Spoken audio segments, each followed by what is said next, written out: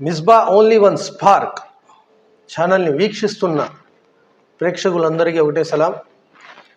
ఇప్పుడు మనతో ఉన్నారు నేతి మహేశ్వరరావు గారు, ఆమ్ ఆద్మీ పార్టీ జోనల్ కోఆర్డినేటర్గా బాధ్యతలను నిర్వర్తిస్తూ ఎన్నో ప్రజా సంక్షేమ కార్యక్రమాల్లో పాల్గొంటూ ఈరోజు మన ముందుకు తన కొన్ని రాజకీయ ఏదైతే ఇప్పుడు మన భారత జనతా పార్టీ దౌర్జన్య పాలన మీద కొన్ని విషయాలు మనతో చర్చించడానికి ఈ విధంగా మా ముందుకు విచేసి ఉన్నారు. తనతో కొన్ని మాటలను వివరిద్దాం. Good evening sir. నమస్కారం. మీ గురించి చాలా విన్నాను నేను, కాకపోతే చూడడం ఇప్పుడే. మీరు ఆమ్ ఆద్మీ పార్టీ నుంచి ఇప్పటిదాకా ఏమేమి చేశారు, ఆ పార్టీలో ఎన్ని సంవత్సరాల నుంచి ఉన్నారు? జనరల్గా అసలు నేను ఆమ్ ఆద్మీ పార్టీలో చేరటానికి కూడా ఒక రైతు బిడ్డని. చిన్నప్పుడు రైతు పడ్డాల కష్టాలన్నీ కూడా నేను చూసినాను దగ్గరగా. ఆ తర్వాత పరంపరలో నాకు ఎక్కువగా దళితులతో కానీ ఎక్కువ నా జీవనం అంతా అలా గడిచేది. నేను ఇంటర్లో ముస్లిమ్స్ ఇంట్లో ఉన్నాను, డిగ్రీలో ఆల్మోస్ట్ అక్కడే సిఏ చదివేటప్పుడు దళితుల ఇంట్లో ఉన్నాను. నేను టోటల్ సోషల్ యాంగిల్ అనేది. ఈవెన్ 10th లో బ్రాహ్మిన్స్ ఇంట్లో కూడా ఉన్నాను. అంటే అన్ని మత జాతి వర్గాలకు కూడా అనుకూలంగా సో కలిసి బతకటం అనేది నేర్చుకున్నవాడిని. దాంతోపాటు బుద్ధిజం హార్డ్ కోర్ ఫాలోవర్ని. సో మేము ఎప్పుడు కూడా సమాజం గురించి ఎక్కువగా మా పార్టీలో కొంత ఉంటుంది. మేము కొంత 25% సమాజం గురించి కూడా స్పెండ్ చేయాలి, మనం మాట్లాడాలనే దాని మీద ఉంది. నా రాజకీయ ప్రయాణం అంటే అసలు మొదలు కరోనా టైంలోనే మొదలుపెట్టాను. ఓకే, ఈ వివరాలు తర్వాత మాట్లాడదాం. ఇప్పుడు అంశానికి వస్తే, మీరు మీ మతం నుంచి, మీ ధర్మం నుంచి ఏం నేర్చుకున్నారు? సో నేను పాటించిన బుద్ధిజం మొట్టమొదటి దేశంలో సమతావాదాన్ని నేర్పిన మతం అది. సమతావాదం అంటే మనుషులందరూ సమానమే. ఓకే, ఇది బౌద్ధిజం చెప్తుందా? ఎస్, మనుషులే కాదు, ఈవెన్ జీవకోటి కూడా మనతో పాటు బతికే హక్కు ఉంది. ఈ భూమి మన ఒక్కదే కాదు, ఈ భూమిలో ప్రతి ప్రాణికి హక్కు ఉంది. సో ఇది బుద్ధిజం ద్వారా. రెండోది విజ్ఞానం. ఈ రోజు వరకు నేను ఇది నేర్చుకున్నాం, ఈ రోజు వరకు నేను ఇది కనిపెట్టాం, ఇంకా చాలా ఉంది. అంటే మీరు మీ కుటుంబ పూర్వీకుల నుంచే బౌద్ధిజ మతంలో ఉన్నారా, లేకపోతే మీ ఆ బౌద్ధ మతాన్ని కనుగొని అందులో చేరారా? సో నేను పుట్టుకతోటే హిందువుని. ఓకే, హిందూ అంటే హిందూ మతం ధర్మాలను పాటిస్తాను. అంటే హిందూ అంటే చెప్తున్నాను, నేను అపార్థం చేసుకోవాలండి. మీరు కూడా రాజకీయంలో అనుభవం ఉన్నవారే, రాజకీయాలు ఇప్పుడు ఎలా ఉన్నాయో కూడా చూస్తూనే ఉన్నారు. ఒక జనసేన పార్టీ అధినేత గురించి మాట్లాడుకుంటే, ఆయన ఒక సినీ యాక్టర్గా, ఒక పౌరుడిగా ఎంతో మంచి పేరుని కూడా సంపాదించుకొని ఉన్నాడు. ఆయన పార్టీ పెట్టిన తర్వాత ఒక మతానికో, ఒక వర్గానికో, ఒక జాతికో కాకుండా, నేను ప్రజల మనిషిని, నేను సెక్యులర్ వాదిని, నేను చేగువేరా అని నిదర్శనంగా చూసుకొని జీవించేవాడిని అని ఎన్నో, అంబేద్కర్ గారిని కూడా ఎదురు పెట్టుకొని, మదర్ థెరిసా లాంటి వారి నిదర్శనాలను చాటు చెబుతూ ప్రజలకు ఎన్నో వాగ్దానాలు చేసి, ఎంతో భవిష్యత్తు భావితరాల కోసం నేను కృషి చేస్తాను, నేను అడుగుతాను, నేను నిలదీస్తాను అని ప్రజలకు మబ్బు పెట్టి, ఈరోజు ఉప ముఖ్యమంత్రి అయిన తర్వాత నేను ఒక సనాతన ధర్మానికి రక్షించేవాడిని అని ప్రకటించుకొని, ప్రజలకు మతానికో ఒక వర్గానికో విభజించి ఇలా పాలించే ఈ భారత జనతా పార్టీకి కొమ్ము కాస్తూ, నేను ఉప ముఖ్యమంత్రి అన్న బాధ్యతలను మరిచి, ఈ ధర్మపరంగా ఏదైతే ఇప్పుడు జరుగుతున్నాయో అనర్థాలు, వివాదాలు, ఈ ఇండియా అన్నదే సెక్యులర్ కంట్రీ, ఇలాంటి భారతదేశంలో ఇలాంటి రెచ్చగొడుతున్న ఒక రాజకీయ పార్టీలతో కలిసి తన బాధ్యతలను మరచి, నేను ఒక సనాతన ధర్మానికి రక్షించే పౌరుడినే అని ఆయన చెప్పుకుంటూ తిరుగుతున్నాడు కదా, దాని గురించి మీరేమంటారు? ఇక్కడ అసలు నేను చెప్పదలుచుకుంది, ఈ ప్రపంచంలో ఏ మతమైనా ఇంకొకరిని ద్వేషించదు. అది హిందూ మతమైనా, ముస్లిం అయినా, క్రైస్తవైన, బౌద్ధమైన. ఇప్పుడు మీరు హిందూ మతం నుంచే నేననేది ఇక్కడ వాళ్ళు అర్థం చేసుకున్న విధానంలోనే తేడా ఉంటది. ఇక్కడ ఎవరైతే ఆ మతం తాలూకా పాటించే వాళ్ళకి మానవత్వం, సమతావాదం గాని అర్థమైతే చూసే విధానం ఇంకోలా ఉంటది.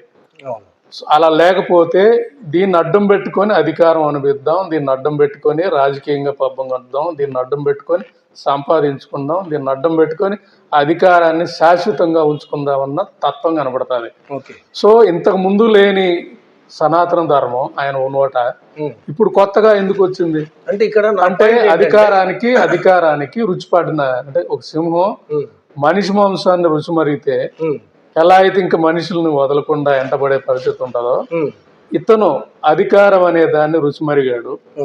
దాంతో దేశంలో బీజేపీ దాని సిద్ధాంతం అప్లై చేస్తాం. బీజేపీ గురించి మనం చెప్పాలంటే దేశంలో కలిసి బతికితే లాసిపోయే పార్టీ బీజేపీ.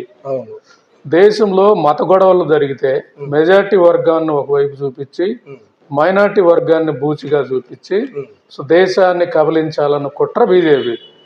ఆ బీజేపీ ఆ కుట్రలో భాగంగా ఆల్మోస్ట్ చాలా వరకు సక్సెస్ అయింది. సో దాన్ని ఈయన వంట పట్టించుకున్నాడు కాబట్టి కొత్తగా సనాతన ధర్మం ఇవన్నీ మాట్లాడుతూ ఉండే. నేను అడుగుతా ఉంది ఓపెన్ గా, సనాతన ధర్మం అనేది జనరల్ గా హిందూ మతంలో ఏడా లేదు. సో ఈ సనాతన ధర్మం అనే కాన్సెప్ట్ తీసుకురావడానికి రీజన్ ఏంటంటే మను చరిత్రని రాశారు, వర్ణ వ్యవస్థని. అంటే దేవునికి తల నుంచి పుట్టిన వాళ్ళు ద్విజులు, సో భుజబలం ఉన్నవాళ్ళు క్షత్రియులు, సో వ్యాపార నైపుణ్యం ఉన్న వాళ్ళు వైశ్యులు, ఇంకెళ్ళందరికి సేవ చేయడానికి ముగ్గురికి సేవ చేయడానికి వచ్చిన వాళ్ళు శూద్రులు అని. అది ఏ ధర్మం చెప్తుంది? సో అది మనుధర్మం. మనుధర్మం అంటారు కానీ మనుధర్మం అంటే సో మనువు రాశాడు. అంటే ఈ హిందూ మతంలో అంటే ఒక మనిషి ఒక ఒక ఒక ఒక ఒక ఒక అంటే ఎలాగైతే బాబా అంబేద్కర్ గారు రాజ్యాంగం రాశారు అలాగే ఒక ధర్మ విధి విధానాలు ఎథిక్స్ రాశారు. ఆ రోజు ఆయన రాసిన విధానం కూడా దేనికంటే ఈ సమాజంలో ఎవరి పని వాళ్ళు చేసుకోండి అన్నది ఆయన రాసింది అనుకోవచ్చు. ఆ రోజు మనుధర్మం అంటారు. సో మనుధర్మ శాస్త్రం అంటారు. అంటే ఆ రోజు వాళ్ళ ఉద్దేశం కూడా సమాజాన్ని నియంత్రించాలనేది వాళ్ళ ఉద్దేశం. ఒక డౌట్ మళ్ళీ దీంట్లో, ఈ మనుధర్మం అనే ఈ ధర్మంలో ఎక్కువగా ఎవరిని ఆరాధిస్తారు? సో మను ధర్మం అనేది ఏంటంటే ఒక మనిషి ఎలా జీవనం ఎలా ఉండాలి అంటే ఎవరి ధర్మం ఏందనేది చెప్పేది. సో దీనికి వీళ్ళు చెప్పే సిద్ధాంతం మను ధర్మంలో మన గత జన్మల కర్మలను బట్టి ఈ జన్మలో ద్విజులుగా లేదా క్షత్రియులుగా లేదా వైశ్యులుగా పుడతాం లేదా శూద్రులుగా పుడతాం. ఈ జన్మలో మనం అన్ని కర్మలు కరెక్ట్ గా చేసుకుంటే మరో జన్మలో మళ్ళీ మనం ద్విజులుగా పుడతాం. ఇప్పుడు ద్విజులుగా పుట్టిన వాళ్ళు ఈ చేయకపోతే శూద్రులుగా పుడతారని ఇది వాళ్ళ కాన్సెప్ట్. ఇంకా దాంట్లో ఓపెన్ గా చెప్పాలంటే మను ధర్మంలో సో పుట్టగానే ప్రతి ఒక్కరు కూడా శూద్రుడే, వాళ్ళ కర్మలను బట్టి వాళ్ళ వృత్తి వస్తుంది అనేది చెప్పింది ఆడ. దాన్ని స్వార్థం కోసం, ఎందుకంటే ఒక రాజు రాజరికంలో ప్రజలందరినీ నియంత్రించాలి. రాజు అయిపోయిన తర్వాత ఎవరు రావాలి? వాళ్ళ అబ్బాయి రావాలి, వాళ్ళ మనవలు రావాలి, వాళ్ళ మనవలు రావాలి, మునిమనవాళ్ళు రావాలి. సో రావాలన్నప్పుడు సమర్థతను బట్టి రాజరికంలో రాదు, దీన్ని రావాలి. ఇది రావాలంటే ఒక ధర్మం ఉందని చెప్పాలి, అది దేవుడు రాసిన ధర్మం అని చెప్పాలి. అంటే దేవుడికి ఆపాదించి అధికారాన్ని అనుభవించాలని రాసిన కుట్రే ఈ మను ధర్మే గాని సనాతన ధర్మే గాని. ఇది నిజంగా హిందూ మతంలో ఏడా హిందూ మతం అని ఇప్పుడు మను ధర్మం సనాతన ధర్మం ఒకటే అంటారా? ఈ రెండు ఒకటే. వాళ్ళు చెప్పే సనాతన ధర్మం సనాతన ధర్మం అంటే ధర్మ రక్షణ. మళ్ళీ నేను చెప్పేది మను ధర్మం అంటే తంతారని జనాలు కొత్త పదం సనాతన ధర్మం అని తీసుకొచ్చారు. సనాతన మను ధర్మాన్ని అనుసరించే వాళ్ళు ఎక్కడ ఉన్నారు?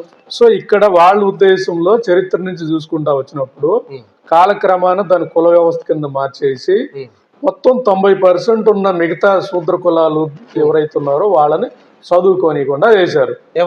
ఎవరు ఈ మను సిద్ధాంతం ప్రకారం ఈ 3 వర్గాలు ఎవరంటే రాజు, సో ద్విజులు, వ్యాపారస్తులు అప్పుడు ఉన్న వాళ్ళు. ఈ 10% 90% కంట్రోల్ చేయాలి అంటే ఒక సిస్టమ్ ను రాశారు. అది సో ఒక రైతు పని చేయాలి, ఒక ప్లంబర్ పని చేయాలి, ఒక వర్కర్ పని చేయాలి. అంటే ఇప్పుడు సనాతన ధర్మం అనే దానికి అసలు ఏవి ఆధారాలు లేవు. ఇదే చెప్పేది. వాళ్ళు చెప్పే సనాతన ధర్మం ఎవరి ధర్మం వాళ్ళు చేయాలి. చిన్నజీయర్ స్వామి అంటారు. అలా అయితే మీరు చెప్పిన మను ధర్మానికి ఈ సనాతన ధర్మానికి అసలు వ్యత్యాసమే లేదు కదా? సో రెండు ఒకటే కదా. నేను ఒకటే అన్నప్పుడు రెండుటికి డిఫరెన్స్ ఏంటంటే పేరు మార్చారు. పేరు కాదు, ఇక్కడ సిద్ధాంతాలు కూడా మారిపోయింది కదా. నేను అనేది పేరు మార్చి ఉమ్, కొత్తగా దానికి ఒక రంగు బుల్లి వేసి ఉమ్, దీనికి మీకు కొంచెం చరిత్ర చెప్తే మీకు అర్థమవుతుంది. చెప్పండి. ఈ చరిత్ర భాగంలో ఎప్పుడైతే క్రీస్తు పూర్వం, ఇంకా చెప్పాలంటే బుద్ధిజం, ఈ దేశంలో ఉన్న మతాలు వైదికం, ఉమ్, బౌద్ధం, ఉమ్, జైనం, ఉమ్, అలాగే దేశీయ మతాలు అంటారు. అమ్మ దేవతలు పూజించటం, గ్రామ దేవతలు పూజించటం, ఉమ్, ఇక్కడ ఈ రూట్ లెవెల్లో ఉన్న మతాలు ఇవన్నీ మతాలు. అంటే ద్రవిడికి సంబంధించిన కొంత శైవం కూడా శైవ మతం అనేవాళ్ళం. ఓకే. శైవం, ద్రవిడ, దక్షిణాది ఉన్న పరిస్థితి. ఉమ్, కాలక్రమాన ఇవన్నీ కూడా బౌద్ధం దెబ్బకి దేశంలో మిగతా మతాలన్నీ కూడా వెళ్ళే పరిస్థితి. బౌద్ధంని క్లోజ్ చేయడానికి ఉమ్, కొత్తగా ఈ మన ధర్మం కానీ ఇవన్నీ కానీ రాసుకుంటూ వచ్చేసి ఉమ్, వ్యవస్థ మొత్తాన్ని నియంత్రణ తీసుకోవడం అనేది చేసిన పరంపర మనకు చరిత్ర చూస్తే మనకు అర్థమవుతుంది. ఈ దేశ మూల మతాన్ని ఎలా ఎరేజ్ చేశారనేది కూడా మనకు అర్థమవుతుంది. ఓకే. ఈ పరంపరలో ఏం జరిగిందంటే ఎప్పుడైతే ఈ శూద్రులు అనే వాళ్ళని వివక్షతో చూడటం, వాళ్ళకి కర్మ సిద్ధాంతం ప్రకారం ఇలాగే పుట్టారని చదువు రానికుండా చేయడంతో ఉమ్, పరాయి మతాలు, ముఖ్యంగా దేశంలోకి ఎప్పుడున్న ముస్లిమ్స్ కానీ వచ్చిన వాళ్ళ మతాల ప్రభావం మన ప్రజల మీద పడి అంటే ఒకటి కొంతమంది మధ్యలో ఆపానని ఏమన్నామండి, ఇప్పుడు ఈ మనుధర్మం అనే ఈ ధర్మాన్ని పాటించేవారు కానీ ఈ ధర్మాన్ని రాసిన వారు కానీ వారి దృష్టిలో ఇస్లాం ధర్మం గురించి ఏముంది? వాళ్ళకి అసలు ఆ రోజుల్లో ఈ థాట్ లేదు. ఈ ఉన్న సమాజాన్ని నియంత్రించాలన్నదే వాళ్ళ థాట్. ఈ చెడు సమాజాన్ని క్లీన్ చేయాలి అంతే. నో సమాజాన్ని నియంత్రించాలని అంటే ఏ విధంగా? అంటే ఎలా అంటే 90% ప్రజలు చదువుకోకూడదు, 90% ప్రజలు వాళ్ళ వృత్తి వాళ్ళు చేసుకుంటే వీళ్ళ మీద వీళ్ళకి మతం తాలూకా మనం రుద్దేసి వీళ్ళను మనం అనుభవించాలి, అధికారం అనుభవించాలి. ఒక మాటలో ఆ మనుధర్మం అనే కాన్సెప్ట్ ఏంటో ఒక్క మాటలో చెప్పండి. వాళ్ళు మొదట్లో పెట్టిన మనుధర్మం అనే కాన్సెప్ట్ వృత్తి ధర్మం అని, ఎవరు వృత్తి వాళ్ళు చేసుకోవాలని. ఇప్పుడు నేను రైతు, నా వృత్తిని నేను ప్రేమించాలి, చేయాలని. బట్ అంతవరకు ఓకే. బట్ దాంట్లో వాళ్ళు చెప్పింది పుట్టుకతో అందరు కూడా శూద్రులే, వేదం నేర్చుకున్న వాళ్ళు ద్విజులవుతారు, క్షత్రియం లేదా రాచరిక పాలన ఉన్న వాళ్ళు ఎవరైనా రాజులైతే, వ్యాపారం చేయగలిగి తెలివితేటలు ఉన్న వాళ్ళు వయసులు అవుతారు, విభజించారు. ఎలా ఉందనేది అప్పుడు వాళ్ళు చెప్పిన సిద్ధాంతం అది. దాన్ని వీళ్ళు కులం కింద మార్చేసి, కుల వ్యవస్థ కింద మార్చేసి, సో ద్విజులైన వాడు శూద్రులు అవడానికి ఇష్టపడరు కదా. క్షత్రియులైన వాళ్ళు, ఈ ద్విజులు శూద్రులు వీళ్ళలో ఏంటి తేడా? సేమ్ మనుషులందరూ కూడా ఎవరి వృత్తి వాళ్ళు చేసుకునే విధానం అది. మనుధర్మం కూడా నేను తప్పని కాదు, ఎవరి వృత్తి వాళ్ళు చేసుకోండి అనేది అతను రాసిన, అప్పుడున్న మహర్షి రాసిన, అది మను అనే మహర్షి రాసిన సంఘాన్ని నియంత్రించే విధానం. ఇక్కడ ఒకటి, ఎవరి వృత్తి వారు చేసుకోవాలని అన్నారు, బానే ఉంది. వృత్తి అనేది తన క్యాపబిలిటీని బట్టి, తన స్తోమతను బట్టి, తన ఆలోచన విధానాన్ని బట్టి చేస్తాడా, లేకపోతే వాళ్ళ పూర్వీకులు చేస్తున్న దాన్నే చేస్తాడా? మొదట్లో మన క్యాపబిలిటీని బట్టి వృత్తి వచ్చేది. ఆ వృత్తిని నచ్చితే ఆ వృత్తిని కంటిన్యూ చేసుకుంటూ వెళ్ళటం అనేది ఉండేది. నచ్చినప్పుడు, నాకు ఇప్పుడు నేను రైతు బిడ్డగా పుట్టాను, నాకు వ్యాపార తెలివితేటలు ఉన్నాయి, నేను వ్యాపారం సైడ్ వెళ్ళానంటే నేను వైశ్యులు అవ్వాలి, నేను రైతు బిడ్డ. ఇవన్నీ ఈ జనాలు విభజించుకున్నవే. ఎస్, వీళ్ళన్నీ కూడా ఆ రోజు ఉన్న సిస్టమ్ లో ఎవరి పని వాళ్ళు చేసుకోండి బాగుంటది, సంఘం కామబద్ధంగా ఉంటది అనేది వాళ్ళు పంచుకున్నారు. దాన్ని రాను ఏం చేసుకుంటూ వచ్చారంటే, వీళ్ళు 90% శూద్రులే, నువ్వు శూద్రుడు కొడుకు కాబట్టి నువ్వు ద్విజుడు అవ్వకూడదు, నువ్వు శూద్రుడు కొడుకు కాబట్టి వ్యాపారస్తుడు అవ్వకూడదు, నువ్వు శూద్రుడు కొడుకు కాబట్టి రాజు అవ్వకూడదు అన్న నినాదంతో సిండికేట్ గా అయిపోయి ఈ 90%కి చదువు లేకుండా చేశారు దేశంలో. ఈ 90% చదువు లేనప్పుడు రాచరికంలో ఇప్పుడు అజ్ఞాన పాలు చేస్తూ జ్ఞానాన్ని దూరం చేసే ధర్మం ఎలా మంచిదని చెప్తున్నారు. నేను అనేది ఆ ధర్మం 90% ఎవరైతే ఉన్నారో వాళ్ళు ఆ రోజు వీళ్ళని చదవనీయకుండా చేస్తే దానికి కౌంటర్ గా ఏదైతే బౌద్ధం విజ్ఞానం చేయడానికి ట్రై చేసింది కాబట్టి దాన్ని దేశంలో లేకుండా చేసిన పరిస్థితి. ఇక్కడ మీరు చెప్పే ఈ సనాతన ఇవన్నీ కూడా అప్పుడు ఒరిజినల్ది కాదు, మోడిఫై చేసి వీళ్ళు చెప్పే విధానం. ఇది పవన్ కళ్యాణ్ కూడా అర్థమై ఉండదు. మీకు ఓపెన్ చెప్పాలంటే ఇప్పుడున్న వీళ్ళు ఎవరికి కూడా అసలు ఇంత లోతు కూడా వీళ్ళకి అర్థమై ఉండదు. అధికారం, నేననేది అధికారం అనే మత్తు, అధికారం అనే మత్తు నాకు వస్తా ఉందంటే నేను ఏదైనా మాట్లాడతాను. సో అదే విధానం తెలియారు కాబట్టి ఇక్కడ నేను చెప్పదలుచుకున్న విధానంలో ఈ పరంపరలో ఎప్పుడైతే ఈ శూద్రులు ఉన్నారు, వృత్తి కులాలు అంటారు వాళ్ళు, వ్యవసాయం చేసేవాళ్ళు వృత్తి కులాలు. సో ముస్లిం సమాజం దేశంలోకి వచ్చినప్పుడు కొంతమంది అప్పుడున్న కాలక్రమాన్ని ప్రకారం ఓకే. మారటం అనేది జరుగుంటది. క్రిస్టియన్లు వచ్చాక కొంతమంది బ్రిటిష్ వాడు వచ్చినప్పుడు మారటం అనేది జరుగుంటది. కాలక్రమాన ఎవరి ధర్మాలు వాళ్ళు పాటించుకుంటూ వెళ్ళిపోయారు. కానీ ఈ దేశంలో నేను చెప్పదలుచుకుంది ఒకే ఒక్కరు, ఈ దేశ మూలవాసులమే మనందరమే. కాలక్రమంలో ఆర్యులు రావడంతో హిందువులుగా మారారు, ముస్లింస్ రావడంతో కొంతమంది ముస్లింగా మారారు, క్రిస్టియన్లు రావడంతో కొంతమంది క్రిస్టియన్గా మారారు.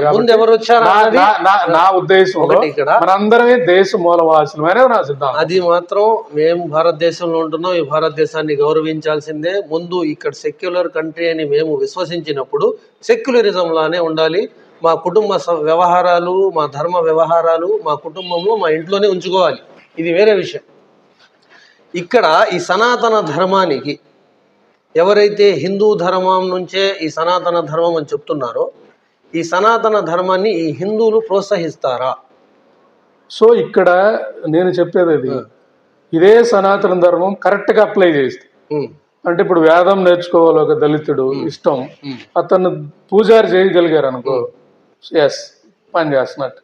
ఒక దళిత పిల్లాడు లేదా ఒక రైతు బిడ్డ రాచరిక లక్షణాలు ఉన్నాయి, రాజులు అంటే రాజ్యం పరిపాలించగల స్థాయి ఉంది, అంటే ఆ లౌక్యం ఉంది, వ్యూహాలు ఉన్నాయి, అతను రాజు అవ్వగలిగాడు అనుకో, అంటే ఒక రాజు అంటే ప్రజెంట్ లో ఒక మంత్రి అవ్వగలిగే పరిస్థితి కానీ సిస్టమ్ క్రియేట్ చేయగలిగితే అది కరెక్టే. సరే, కరెక్ట్ కాకుండా ఓన్లీ ఒకరి మీద రుద్దే విధానం వచ్చినప్పుడు తప్పు అవుతుంది. ఎనివే ఇక్కడ నేను మీకు చెప్పదలుచుకుంది అసలు మా పార్టీ సిద్ధాంతం మీకు ఓపెన్ గా, అసలు మేము వీటి జోలికి వెళ్ళాం. మా దగ్గర రెండే సిద్ధాంతం, ఉన్నోళ్ళు లేనివాళ్ళు. రెండోది వచ్చేకి ప్రభుత్వాలు ఉంది కానీ ట్యాక్స్ పేయర్స్ రెండు రకాలు. ట్యాక్స్ పేయర్స్ ఉన్నోళ్ళు కడతారు, ఉన్నోళ్ళని ట్యాక్స్ పేయర్స్ అంటాం. వాళ్ళు ఎందుకు కడతారు ట్యాక్స్లు? కింద వాళ్ళని తీసుకురండి అన్నది, అంటే పైకి తీసుకురండి అప్లై చేయండి అన్నది. వాళ్ళు సంపాదించిన ప్రతి రూపాయి ట్యాక్స్ కడతారు. ప్రభుత్వాలు ఏం చేయాలి? వాళ్ళకి జవాబుదారితనంగా మేము ట్రస్టీ రోల్లో పనిచేస్తూ కింద వాళ్ళని ఏం చేస్తే అప్లై చేయాలనేదే సిద్ధాంతం. ఈ రెండే, ఇంకా ఆమ్ ఆద్మీకి పెద్ద కొత్త సిద్ధాంతాలు సనాతన ఏమి మేము అసలు డిస్కస్ చేయం. ఇంత మంచి ఎథిక్స్ ఉన్న సిద్ధాంతాలు ఉన్న ఆమ్ ఆద్మీ పార్టీ ఢిల్లీ వరకే అంకితం ఎందుకైనది? సో